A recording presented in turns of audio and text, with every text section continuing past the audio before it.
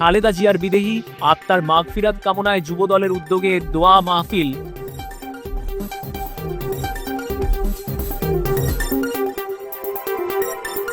সাবেক প্রধানমন্ত্রী ও BNP chairperson দেশনেত্রী বেগম খালেদা জিয়ার বিদেহী আত্মার মাগফিরাত কামনায় ব্রাহ্মণবাড়িয়া সদর উপজেলার মাছিহাতা ইউনিয়নের রাধিকায় মিলাদ ও দোয়া মাহফিল অনুষ্ঠিত হয়েছে। মঙ্গলবার বিকেলে ব্রাহ্মণবাড়িয়া সদর উপজেলা যুবদল ও ছাত্রদলের উদ্যোগে এ দোয়া মাহফিল অনুষ্ঠিত হয়। সদর উপজেলা যুবদলের আহ্বায়ক জিয়াউল হকের সভাপতিত্বে এতে প্রধান অতিথি হিসেবে উপস্থিত ছিলেন কেন্দ্রীয় বিএনপির অর্থনৈতিক বিষয়ক সম্পাদক ও জেলা বিএনপির সভাপতি ইঞ্জিনিয়ার খালেদ হোসেন মাহবুব শ্যামল।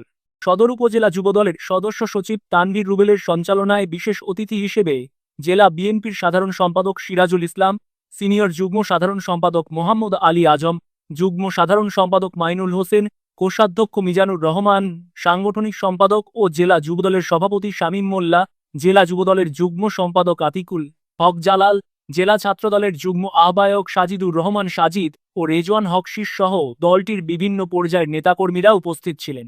দোয়া মাহফিলে বিএনপি ও অঙ্গ সংগঠনের নেতাকর্মী, বিভিন্ন শ্রেণী পেশার মানুষ এবং স্থানীয় গণ্যমান্য ব্যক্তিবর্গ অংশগ্রহণ করেন।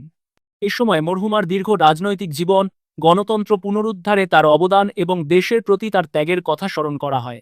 আলোচনা পর্বে বক্তারা বলেন, বেগম খালেদা জিয়া দেশের গণতান্ত্রিক আন্দোলনে এক অনন্য নেতৃত্ব দিয়েছেন। তার রাজনৈতিক সংগ্রাম ও আত্মত্যাগ জাতির ইতিহাসে চিরস্মরণীয় হয়ে থাকবে। বক্তারা মহান আল্লাহর কাছে তার গুনাহ মাফ করে জান্নাতুল ফেরদৌস নসিব করার দোয়া কামনা করেন।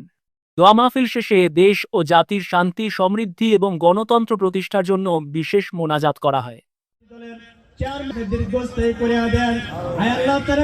নেতৃত্বে সোনার বাংলাদেশ গড়ার ব্রাহ্মণবাড়িয়ার মাটির মানুষের নেতা আল্লাহ যাকে আগামী দিনের দানের শীষে প্রতীক নিয়ে আমাদের সকলের হৃদয়ের স্পন্দন, হৃদয়ের নয়নমণি আল্লাহ মুহাম্মাদুর রাসূলুল্লাহ।